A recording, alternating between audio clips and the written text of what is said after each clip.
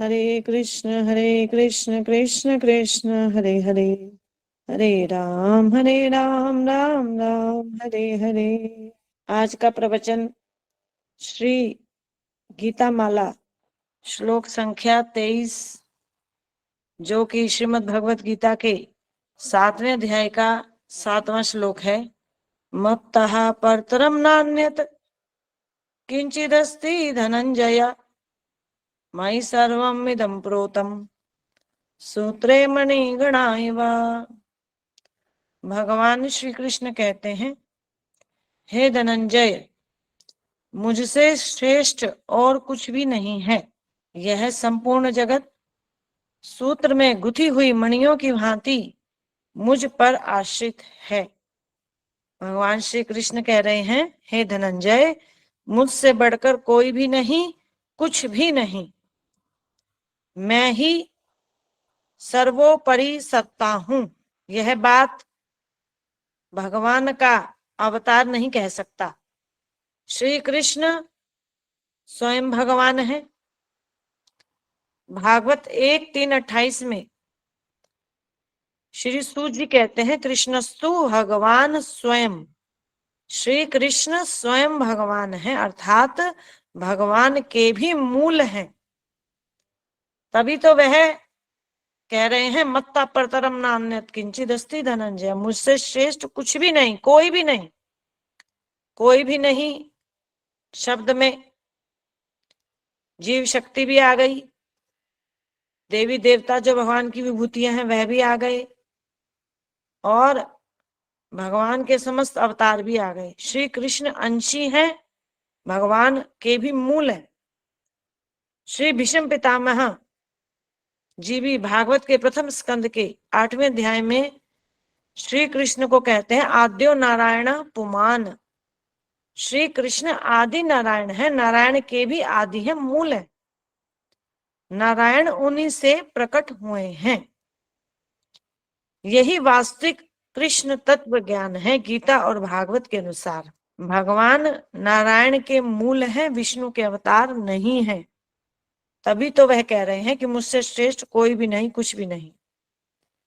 किंतु यह बात समझ लेने वाली है कि भगवान में सजातीय, विजातीय और स्वगत भेद नहीं है।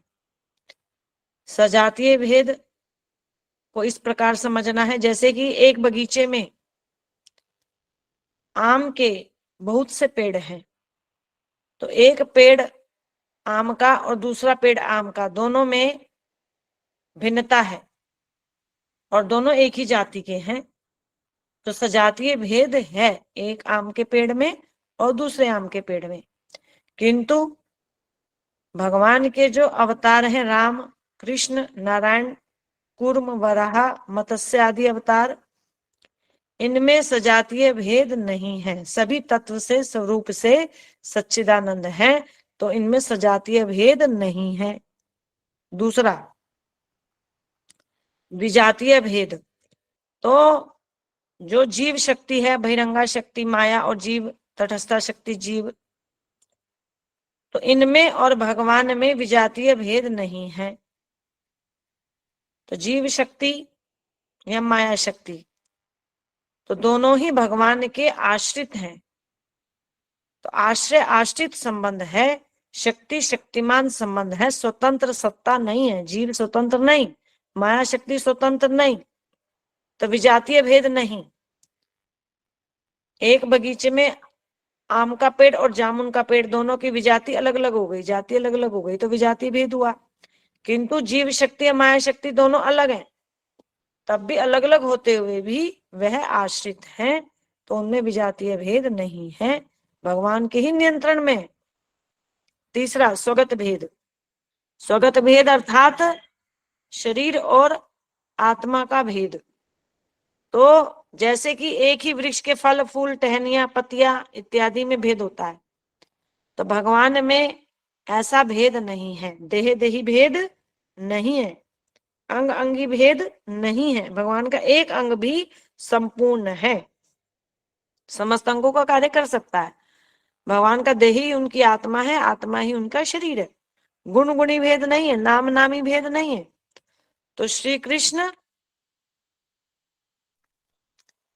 कृष्ण सर्वोच्च सत्ताधारी हैं। तो भगवान कहते हैं कि मैं सर्वश्रेष्ठ हूं, मुझसे श्रेष्ठ कोई भी नहीं, अर्थात मैं ही सर्वश्रेष्ठ हूं। मुझसे श्रेष्ठ कुछ भी नहीं, अर्थात मैं ही सर्वोच्च हूं, मैं ही सर्वोपरि हूं, मैं ही परम भगवान परमेश्वर हूं। तो संपूर्ण जगत भगवान पर आश्रित है। तो संपूर्ण जगत देखने में छोटा सा शब्द है, किंतु इसका अर्थ बहुत व्यापक है। संपूर्ण जगत में दो प्रकार के जगत आते हैं, भौतिक जगत, आध्यात्मिक जगत। भौतिक जगत 1/4 है, आध्यात्मिक जगत 3/4 है। भौतिक जगत की सबसे छोटी इकाई है ब्रह्मांड, और एक ब्रह्मांड में 14 लोक होते हैं, और ब्रह्मांड करोड़ों करोड़ों हैं। अतः यह करोड़ों ब्रह्मांड भौतिक जगत कहलाते हैं।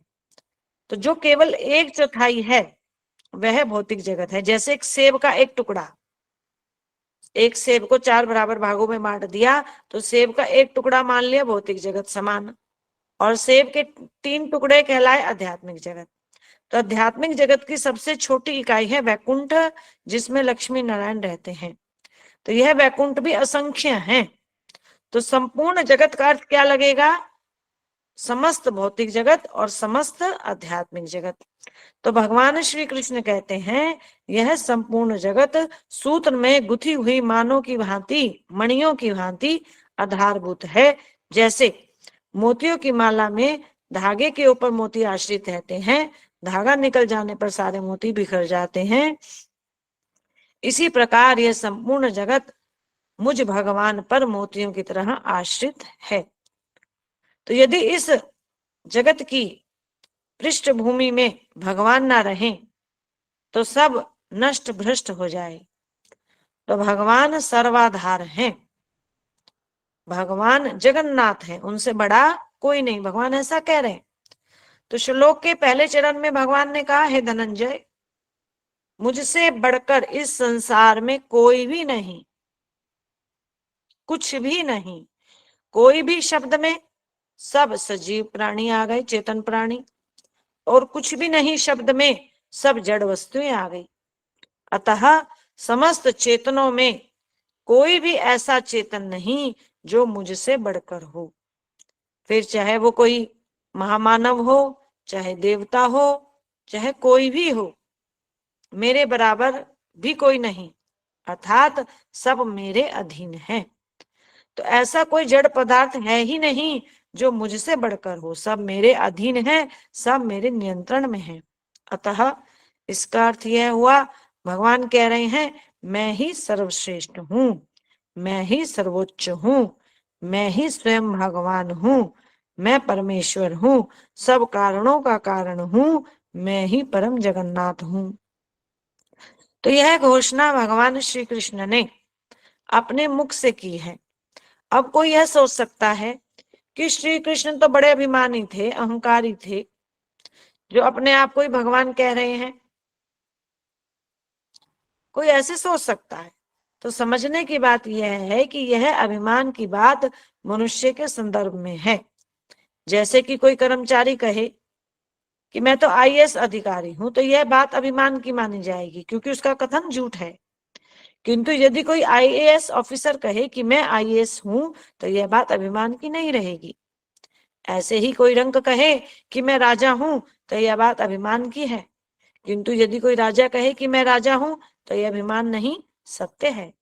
तो ऐसे ही श्री कृष्ण कह रहे हैं मैं परमेश्वर हूं, मेरे बराबर कुछ भी नहीं, मुझसे बढ़कर कुछ भी नहीं। तो यह बात सत्य है, उनके बराबर कोई नहीं है, उनसे बढ़कर कुछ भी नहीं है। तो यह बात अभिमान की है ही नहीं। हाँ, यदि ये बात परमेश्वर श्री कृष्ण ना कहकर कोई और कहते तो फिर यह बात अभिमान की होती। परमेश्वर का एक लक्षण यह भी होता है कि वह जब संसार में अवतरित होते हैं तो वह अपना परिचय स्वयं देते हैं। किसी मैसेंजर के द्वारा अपना परिचय नहीं दिलवाते, स्वयं ही अपना परिचय देते हैं। दुनिया में श्रीमद् भगवत गीता के अलावा अन्य जितने धर्म ग्रंथ हैं उनमें परमेश्वर का परिचय परमेश्वर के कृपा पात्रों ने, दूतों ने, ऋषि मुनियों ने, संतों ने दिया। श्रीमद् भगवत गीता एकमात्र ऐसा ग्रंथ है जिसमें परमेश्वर ने अपना परिचय स्वयं अपने मुख से दिया, किसी से नहीं दिलवाया। आप कुरान पढ़िए, अल्लाह ने अपना परिचय खुद नहीं दिया, मोहम्मद साहब से दिलवाया। आप बाइबल पढ़िए, गॉड ने अपना परिचय स्वयं नहीं दिया, ईसा मसीह से दिलवाया। आप गुरु ग्रंथ साहब पढ़िए, वह गुरु ने अपना परिचय स्वयं नहीं दिया, गुरुओं से दिलवाया। और गीता इन सब से बिल्कुल अलग है। यहाँ किसी दूत ने, किसी साधु ने, किसी गुरु ने परमेश्वर का परिचय नहीं दिया, स्वयं परमेश्वर डंके की चोट पर कह रहे हैं, मैं परमेश्वर हूं, मुझसे बड़ा कोई नहीं। तो यह अंतर है श्रीमद् भगवत गीता में और अन्य धर्म ग्रंथों में। इसलिए श्रीमद् भगवत गीता इस मनुष्य जीवन में एक बार कम से कम अवश्य पढ़नी चाहिए, सुननी चाहिए। यदि कोई हिंदू धर्म में जन्म लेकर श्रीमद् भगवत गीता को एक बार पढ़े बिना ही इस संसार से चला जाएगा तो वह केवल ठप्पा मार हिंदू है। असली हिंदू वही है जिसने पूरी गीता को कम से कम एक बार अपने जीवन में पढ़ा है, सुना है, समझा है और अपने जीवन में उतारा है। हिंदू धर्म कितना महान है, इस बात का अनुमान हम गीता से लगा सकते हैं, क्योंकि भगवत गीता से हमें यह जानकारी प्राप्त होती है कि भगवान कौन है। यह जानकारी केवल और केवल गीता से ही हो सकती है। भगवान स्वयं अपने मुख से कह रहे हैं, मैं परमेश्वर हूं। यदि वे परमेश्वर ना होते तो सबसे पहले भगवान विष्णु उनके बीच में आते, हे कृष्ण, तुम तो मेरे अंश हो, अवतार हो, तुम अपने आप को परमेश्वर कैसे कह रहे हो? लेकिन भगवान विष्णु ने ऐसा कोई भी ऑब्जेक्शन श्री कृष्ण पर नहीं किया। इसी प्रकार ब्रह्मा जी और शिव जी भी बीच में आकर कहते हैं, कृष्ण, तुम तो विष्णु के अवतार हो, तुम अपने आप को सर्वश्रेष्ठ कैसे कह रहे हो? तो ब्रह्मा, विष्णु, महेश श्रेष्ठ हैं, किंतु परमेश्वर श्री कृष्ण सर्वश्रेष्ठ हैं। हरे कृष्ण कृष्ण कृष्ण हरे हरे, हरे राम राम राम हरे हरे। पद्म पुराण में शिव जी माता पार्वती से भगवान श्री कृष्ण के इस वचनामृत को सुनकर कहते हैं, हे वरानने, हे देवी, मुझे तो यह सुनकर बड़ा ही आनंद आ रहा है कि श्री कृष्ण कह रहे हैं, मैं सबसे बड़ा हूं, मुझसे बड़ा कोई भी नहीं है। तो पद्म पुराण में श्री शिव जी भगवत गीता के 18 अध्यायों का मातम्य अलग अलग माता पार्वती को सुनाते हैं और कहते हैं कि मुझे यह गीता सुनकर बड़ा ही आनंद आ रहा है। श्री कृष्ण ने कितने उत्तम वचन कहे हैं। श्री कृष्ण परम सत्य हैं, श्री कृष्ण परमेश्वर हैं। तो यह है श्री कृष्ण का तत्व ज्ञान, यथार्थ ज्ञान, कि उनके बराबर कोई नहीं, उनसे बढ़कर कोई भी नहीं। तो श्री कृष्ण ही भगवान हैं और श्री कृष्ण भी भगवान है। तो श्री कृष्ण जो ही भगवान है, यही यथार्थ ज्ञान है, यही परम सत्य है। तो श्री कृष्ण ने कहा कि मुझसे श्रेष्ठ कुछ भी नहीं, कोई भी नहीं, संपूर्ण जगत मुझ पर आश्रित है, अर्थात जगत का और कोई कारण नहीं है। तो ब्रह्मा, विष्णु, महेश इस सृष्टि के गौण कारण है, माया इस सृष्टि की निमित्त गौण कारण है, तो श्री कृष्ण मूल कारण है। तो श्री कृष्ण समस्त संसार के कारणों के भी कारण है। इसलिए ब्रह्मा जी ने श्री ब्रह्म संहिता में श्री कृष्ण को कहा, सर्व कारण कारणम, सब कारणों का कारण। जैसे वायु आकाश से उत्पन्न है, उन्हीं में रहती है, उन्हीं में लीन हो जाती है, तो आकाश के बिना वायु की पृथक सत्ता नहीं है। ऐसे ही यह संसार भगवान से उत्पन्न है, उन्हीं में स्थित है और उन्हीं में लीन है। इस संसार की भगवान से पृथक सत्ता नहीं है। श्री कृष्ण के सिवाय कोई तत्व है ही नहीं। श्री कृष्ण ने कहा सब जो शक्तियां हैं मुझ पर आश्रित हैं। तो यहाँ भगवान ने जो कहा मई सर्वम इदम प्रोतम, सर्वम शब्द बड़ा ही महत्वपूर्ण है। सर्वम, संपूर्ण जगत। संपूर्ण जगत में भौतिक जगत और आध्यात्मिक जगत। भौतिक जगत अर्थात अपरा प्रकृति, और इसमें जो चेतन तत्व है जीव वह भी आ गए, बहिरंगा शक्ति माया भी आ गई, और आध्यात्मिक जगत में समस्त अवतार भी आ गए और अवतारों के लोक भी आ गए। तो सब कुछ भगवान की शक्तियां हैं, उन्हीं पर आश्रित है। तो श्री कृष्ण है सर्वाधार, सबके आधार। यदि आधार ही ना हो तो आधार के बिना कोई वस्तु टिकी नहीं रह सकती। तो श्री कृष्ण है आश्रित तत्व।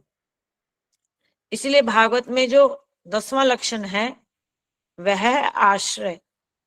तो आश्रय तत्व कौन है? भगवान श्री कृष्ण। इस बात का हमें पता श्रीमद् भगवत गीता से पता चलता है। मणि रूप जो अपरा प्रकृति है, भगवान ने कहा सूत्रे मणि गणा इवा। सूत्र अर्थात धागा जिस पर सब कुछ टिका है, और टिका क्या है? अपरा प्रकृति। मणि रूप अपरा प्रकृति जिसमें स्थावर, जंगम, जलचर, थलचर, नभचर, 14 भुवन और 84 लाख योनियां सब आ गए।